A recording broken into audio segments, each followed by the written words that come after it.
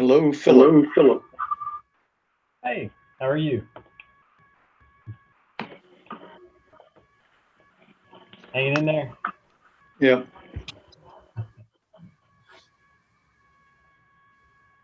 Appreciate whoever shot out the reminder 10 or 15 minutes ago because I had forgotten. Yeah, it snuck up on all of us, I think.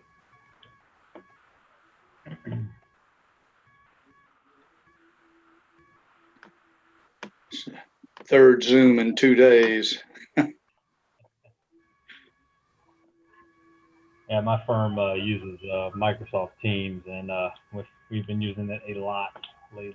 So it's a lot of fun.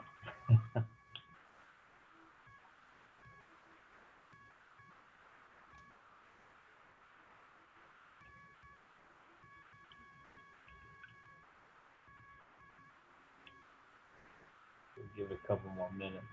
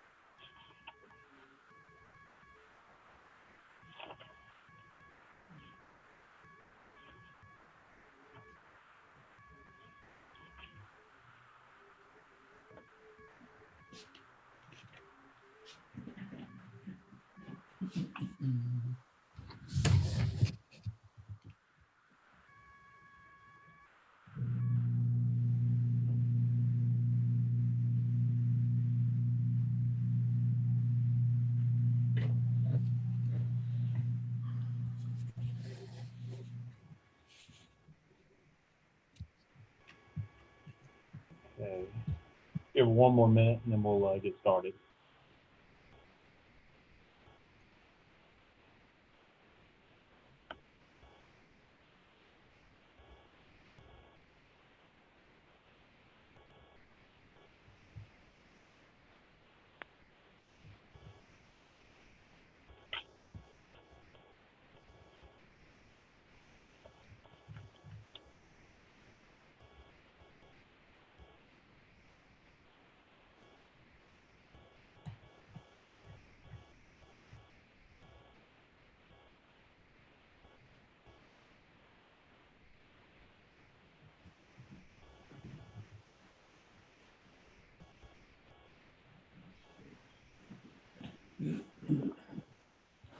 Okay, we'll go ahead and get this session of Transportation Penny Advisory Committee meeting called to order. Were there any public comments for tonight?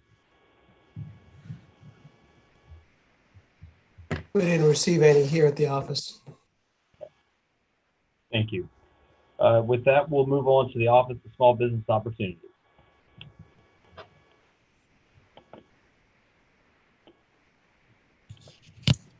Good afternoon, everyone. Thank you, Chair. The report from the OSBO office starts on page 2 of your agenda. And we can turn to page 4, contract participation. I'm Cheryl Cook, Assistant Manager of the OSBO office. If you see on page 4, contract participation, this lists the payments to the SLBE, the certified SLBE, as well as uncertified firms. We haven't had any complaints thus far this month or previous months on the payments. So the payments are coming in from the prime to the subcontract and the SLB on a timely manner as of today. We can turn to the next page, page 5. It's our SLBE certified firms, and you can see from that report that we have 94 active certified SLBEs. And you can look at the chart and see it's been fluctuating, and I think it's because of the time right now. We have 4 pending certification and 9 recertificated. So we've done quite a few, Marty's done quite a few recertifications this month. So we'll continue to move forward. Page 6 consists of our goal participation. And we are seeing a few we're now beginning to do, I'm sure has been reported in previous meetings, that we have been doing a lot of, well, not a lot, but a few countywide projects. So those are listed along with all the transportation goals that we've been doing lately. And as you see, some of them are getting pretty up there.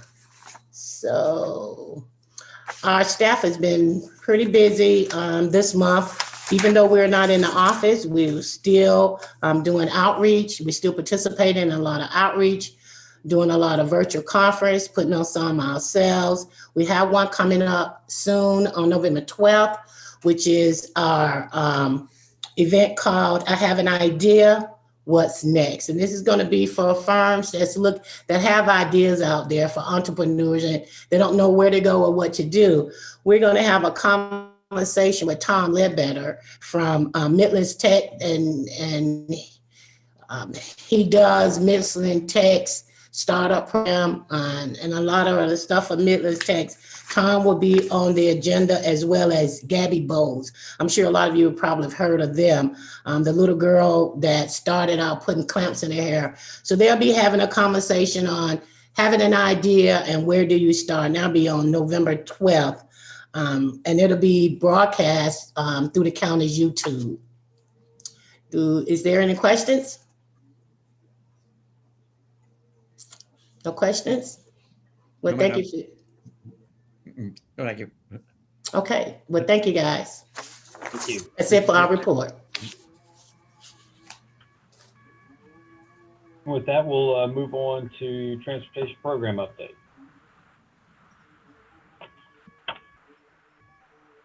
All right, thank you and good evening to everybody. Appreciate those participating tonight. We'll give quite a few updates as you can see that we're definitely moving forward a lot of different items. Just starting with the recent council approvals, we just had a large Polo Road widening service order approved on the 6th. This is for Cox and Dinkins. It was goes to 100% design as well as some construction related services. As you may recall, Polo Road widening went from a pure widening to intersection improvements that focus on safety. And that definitely brings the estimate down to within a reasonable referendum amount. We're just waiting for that to be signed by the chair, so it can be issued and they can move out. Also approved was annex for petition, went before council on October 20th for second reading. As mentioned last meeting, these are 2 parcels that the county had purchased as part of the Saluda Riverwalk Three Rivers Greenway, and third reading should be on November 10th. And those can be the petition signed and for annexation into the city. The third reading deed, a utility deed for water line transfer to the city was approved recently. That's part of the Clemson Road widening project. We had approved mitigation bank credit sales to Weyerhaeuser as part of the I-26 interchange widening project. And actually there's 2 more credit sales that just went through committee, last week. That'll go to council on the 10th. One of the things I'm really excited to report out is at the previous, the September transportation ad hoc, and then at the following council meeting, they approved the hiring of a new finance manager transportation as a new position for the department. We're looking for a seasoned accounting professional to come in and assist us with owning our own numbers, doing appropriate reporting and providing that expertise and leadership in that area to the department. We will be looking for, again, a seasoned professional, prefer previous government experience. Love to have someone with a CPA or a certified government finance officer. this is important not only for the department, but for the county in general, as well as something we believe the Department of Revenue would like to see along the way. Couple pending approvals includes the Spears Creek Church Road widening service order. This went through committee. And then a new departmental organization to align the department better as a program, as opposed to a department that oversees another group that's managing the program. So that came out of committee and will go to council on November 10th for discussion, and we'll see what comes out of that. As far as pre-construction or update from last time, the service order for Gills Creek is being drafted still. This is important because we're looking to combine the work for previous service orders into a final that'll have the current termini as discussed and approved. Additionally, pre-construction, we do have a service order. It's in the to perform the final design work for the Crane Creek Section B. That's also being drafted. Moving on to some of the more exciting stuff, the construction update. North Springs Harrington is about 95%. Only a few punch list items remain open. We anticipate that being finalized in the next couple months so we can close that out. Polo Road SUP continues to go really well. Anticipated completion in 2021, as well as Harrison Road sidewalk, about 50% complete. Looking at to wrap up in early 2021 also. Green Street Phase 2 continues to move along. We've been coordinating a lot with the railroad lately. Utility work continues to be done, particularly on Hugie Street. And again, about 17% on that one. Clemson Road widening, approximately 75% complete, looking at a winter 2021 completion still. North Main keeps moving up about 84, looking to be another few months, and should be winter 21 completion also. Three Rivers remains the same as last time. We're pushing hard on our design contractor to get these as-built surveys done and completed so we can turn them finally back over to the city. I will say it's been a test in patience, which I don't have much of at times, but you can only influence and impact so much. And there's a lot of people looking at getting these things done and getting them done so we can turn over.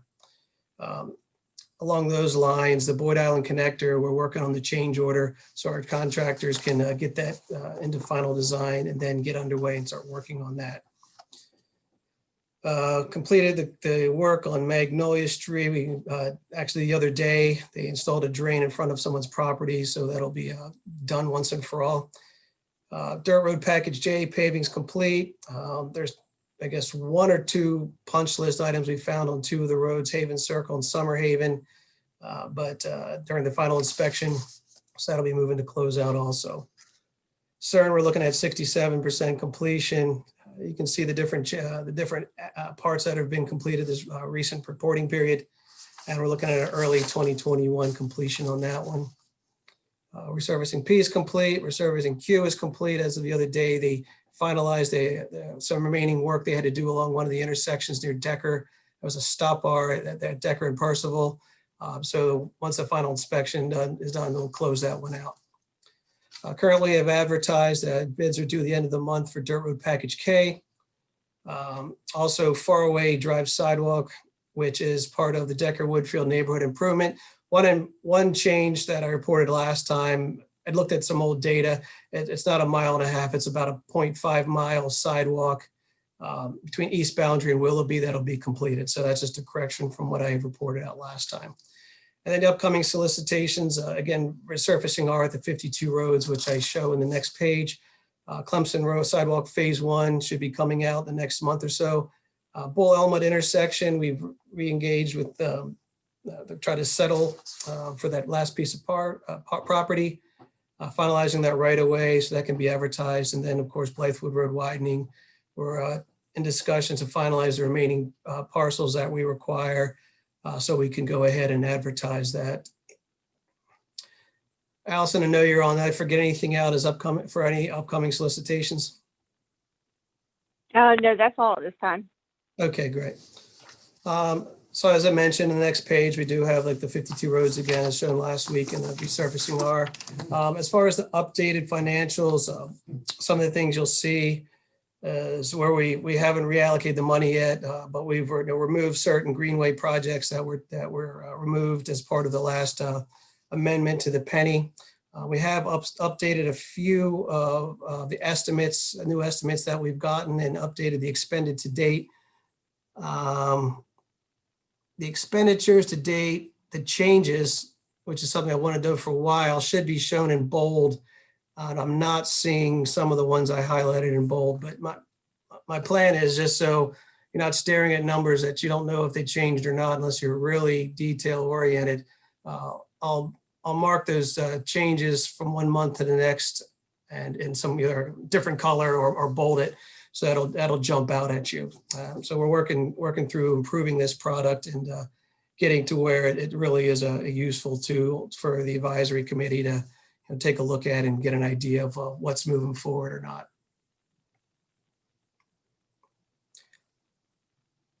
John, I know you asked some questions last time and I sent you some information. Did that get what you need? Yeah, absolutely. I was just more curious than anything, and I'm always impressed when people are forward thinking about wetland credits and keeping those available. And so I'm glad to hear y'all are doing that and have extra to spare. So that's good news. And it sounds like y'all got a great price for them as well, because you're right. Y'all are the show in town, and so you get to dictate the price.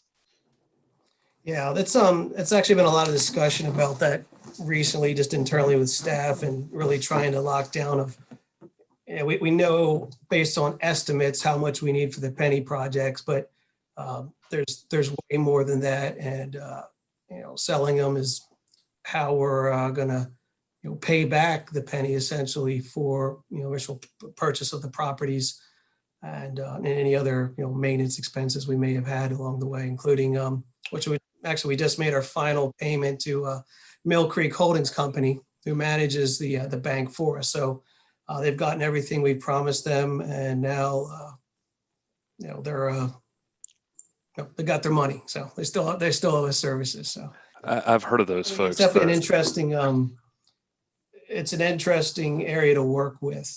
It's it makes sense, but there's definitely a business behind it that you have to understand too. So. And pending any further questions, that's all I have. Mike, was there any word about the intersection there at Elmwood and Bull? Regarding what? Is it kind of still in negotiation there, final negotiations? Yeah, it is. So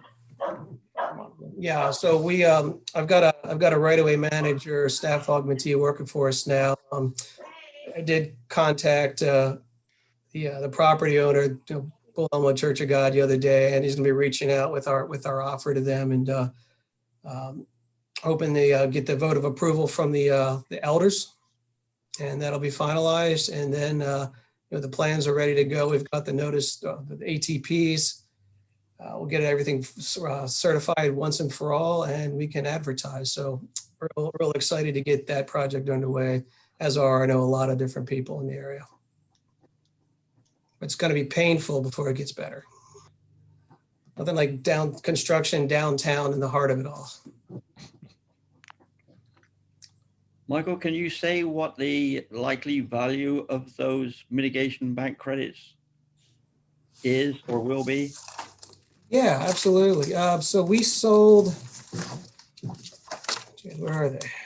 What item was that?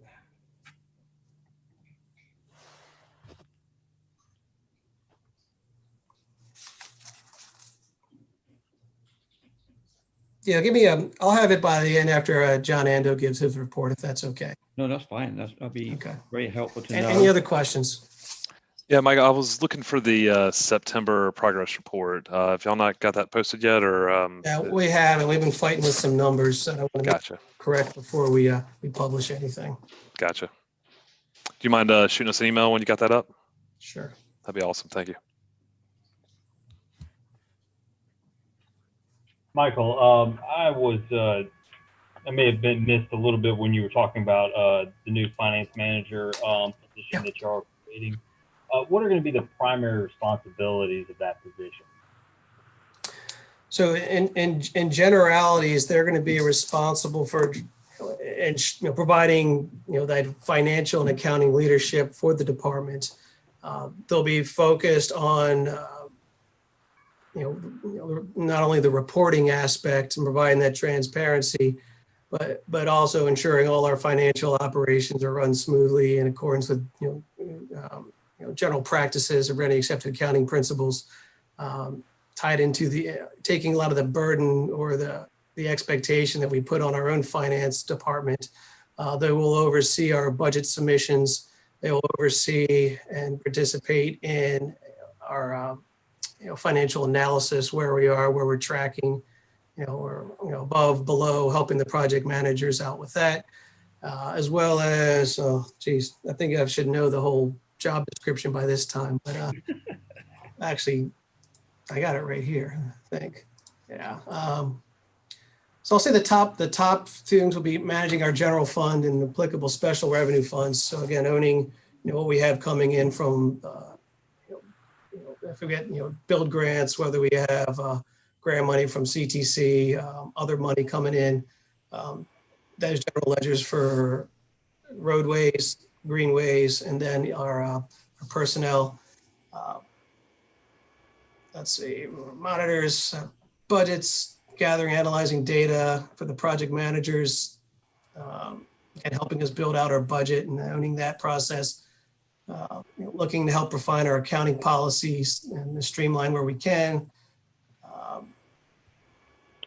Making sure we're compliant with federal, state, local government regulations, of course, that goes without saying. Look at our cost allocation records and documentation, providing those departmental finance reports. Let's see, any of the big ones here. Looking at helping us evaluate those financial impacts of decisions. A lot of it will be looking, again, reevaluating our long-term planning and being able to work on those drawdown schedules and looking at how much money we may or may need to bond for or ban for moving forward. So I think we'll probably get the gist of really what we're looking for here. Yeah, and the reason I ask is what I'm guessing is you need somebody that is a little bit more specialized in construction and costing, that sort of arena that probably can't be accomplished in the county's finance department right now. And the reason I ask, I'm playing a little bit of devil's advocate. I want to make sure that there, and I believe there is, but I want to make sure there's a justification to be able to hire someone specific for the transportation program outside of Richland County's finance department. Yeah, and I hear what you're saying about someone a little specialized in construction, and that would be great. I really hope so. However, I think if you're a seasoned and experienced accounting and or finance professional, you can kind of insert yourself in just about any situation, and it's about adding and subtracting. It's about doing projections.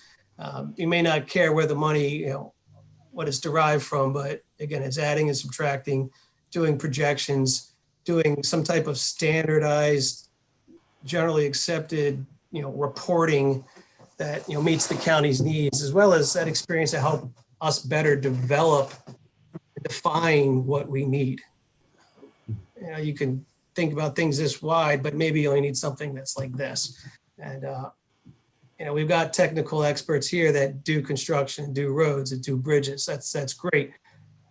I do program management, and I get a little bit of all that stuff, but someone that can just focus solely on our accounting and those finance pieces is truly what we need. Yeah, it's good for the general public at large as well. So, they've got an understanding of where Sure. their tax dollars are going. And absolutely. And I feel like I can't show that right now the way I need to or want to. And that person will definitely assist with, taking all that experience. Hopefully they've had prior experience in government or local government, bring that to the office and get us where I envision we need to be. Sounds great. Sounds like you'll be busy. Yeah, more so than we are now. We'll have someone else though that can start adding and subtracting.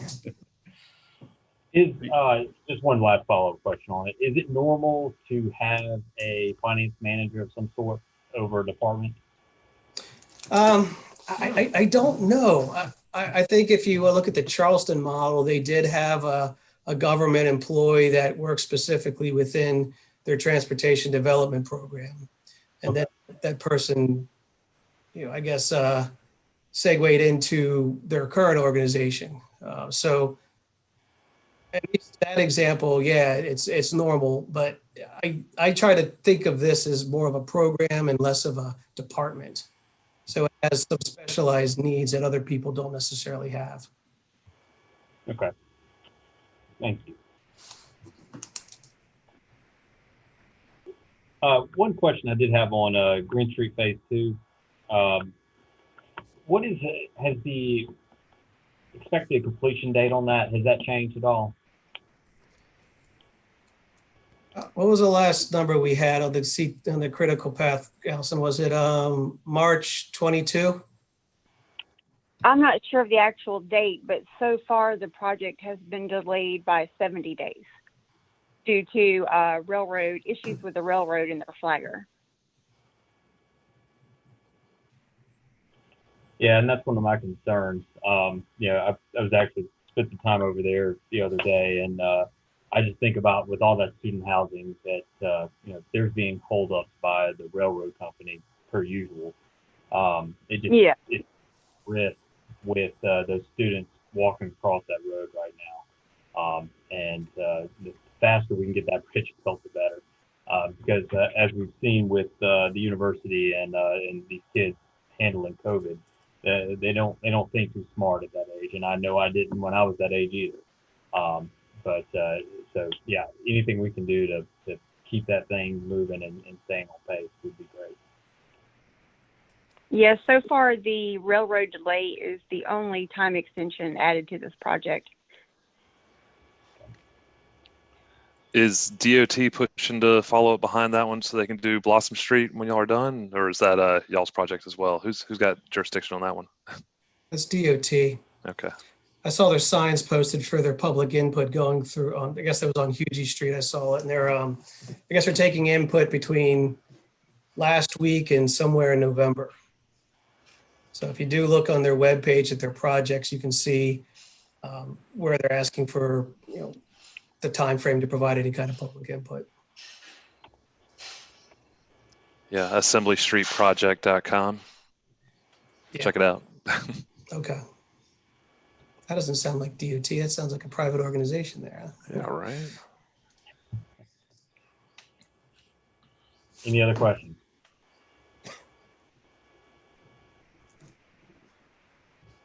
Okay. Thank you, Michael. And with that, we'll move on to the comment program update. Good evening, everybody. John Nando, Executive Director here at the Comet. I apologize I don't have my report in your packet, but I'll make sure next month you'll have this particular details that we would normally provide: the financial update, our disadvantaged business enterprise update, and our planning update. One of the key highlights I just want to mention is that we are going through a public hearing process to make modifications to Comet service in light of COVID-19. And that includes some routes that would operate on a Saturday level of service, Monday through Saturday, some nighttime services being discontinued due to extreme low ridership, restoring some weekday level of service where we see demand has grown, creating an on-demand service for passengers that live in some of our rural areas where it doesn't make sense to run fixed rail transit, and expanding the Comet on the Go at nighttime program to where it would start at 8 p.m. instead of 9 p.m. and end at 6 a.m. instead of 3 a.m., where we pay the first $5 of a trip on Uber and Lyft to compensate for some of the nighttime service that's being discontinued.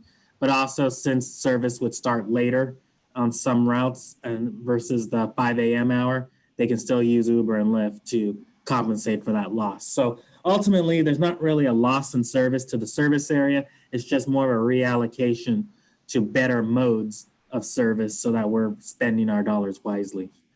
And then also some adjustments in Lexington County based on the level of funding that they contribute to the transit system.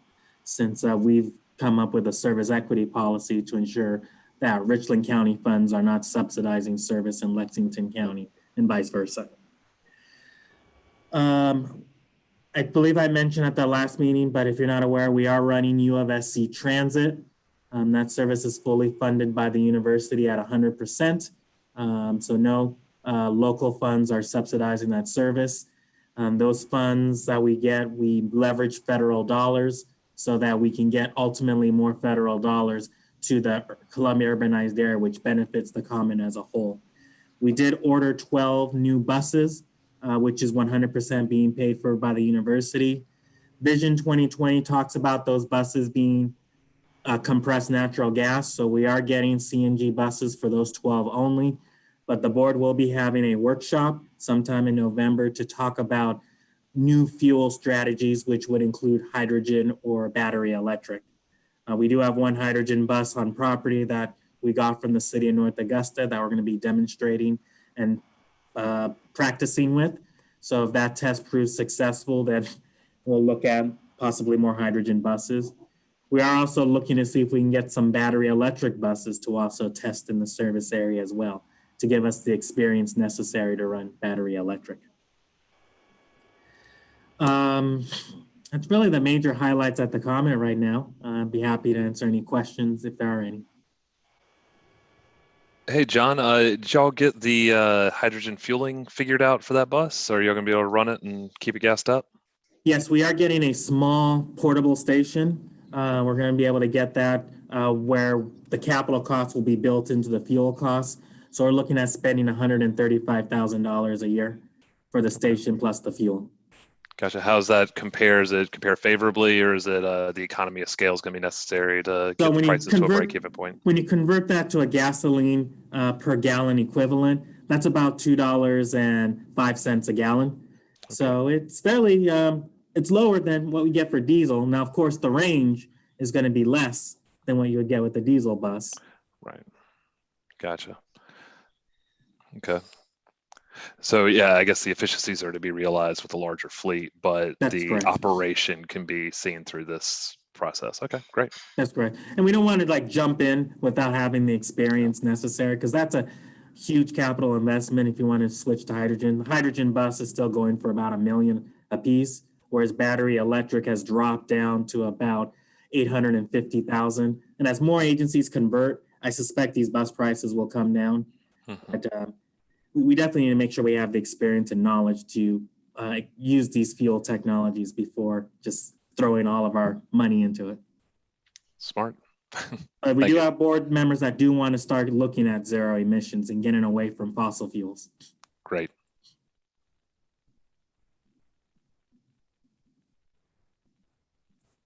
One last piece I do want to add is that we're continuing to stay aggressive with our bus shelters project. We are downscaling Laurel and Sumter, which is in downtown Columbia, to just become a bus stop. And we're building 3 new super stops. Hardin and Taylor is almost complete. Lucius and River is about to go under construction. And then we will also have one at Assembly and Blanding, since there's enough room for buses to lay over. Assembly is a larger roadway, and it gets the buses out of Laurel and Sumter. So we'll be making some minor reconfigurations to the network so that we could serve those 3 hubs without disrupting passengers' travel patterns. We anticipate that project will be complete by spring of 2021. Is that the post office? Across the street from the post office. We have those 3 bus shelters and that large lane of traffic between the parking garage and Blanding intersection. Okay, I see what you're talking about. Yeah. Great. John, I think last time you said you were starting to think about strategic planning for the Comet. Have you got any update on that? How long is that process going to take? Yeah, the board chairman is going to set up a meeting in November. And the key things I'll be focusing on is updating Vision 2020, a new strategic plan for the next 5 years, fuel technologies, and then new members that may want to join the comet. And how would we admit new members into the agreement? The biggest focus is going to be, of course, is how do we develop a strategy to continue transit services beyond 2029 when we have fully expended the penny. We did finish our model, and as I mentioned, we are anticipating that we will fully expend the penny plus reserves by 2029 at this point. We are storing money in the local government investment pool so we can continue to generate interest. And and then of course, we're going to be aggressive in getting federal funding through more passenger miles to the transit system, which can hopefully slightly push the 2029 date, maybe to 2030. But ultimately, we need a strategy on, is the taxpayers of Richland County and even Lexington County willing to continue to fund transit? Or do we need to come up with another funding strategy if a transportation tax is not palatable in both counties? Thank you.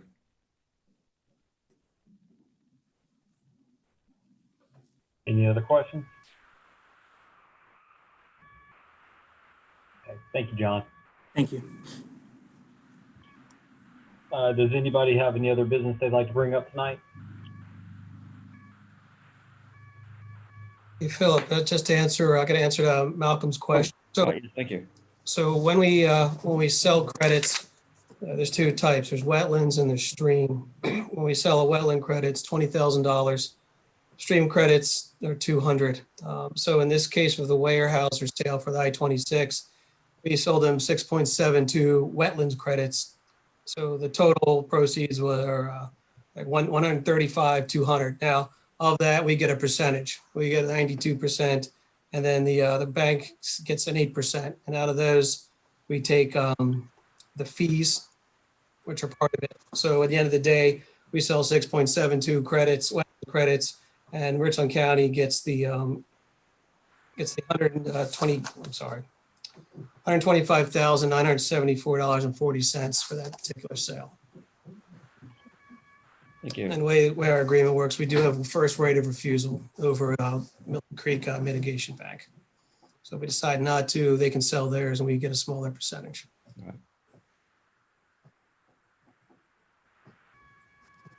All right, anything else, anybody? Okay, our next meeting is scheduled for November 23rd. That is Thanksgiving week, so just keep that in mind. But it'll be that Monday before, and hopefully everybody can make it. With that, if there are no other questions or comments, I will adjourn this meeting, and I'll see you next time. Thank you. Thank you, Phil. Appreciate it. Everybody. Have a good night. Appreciate y'all. Have a good one. Now, Good night.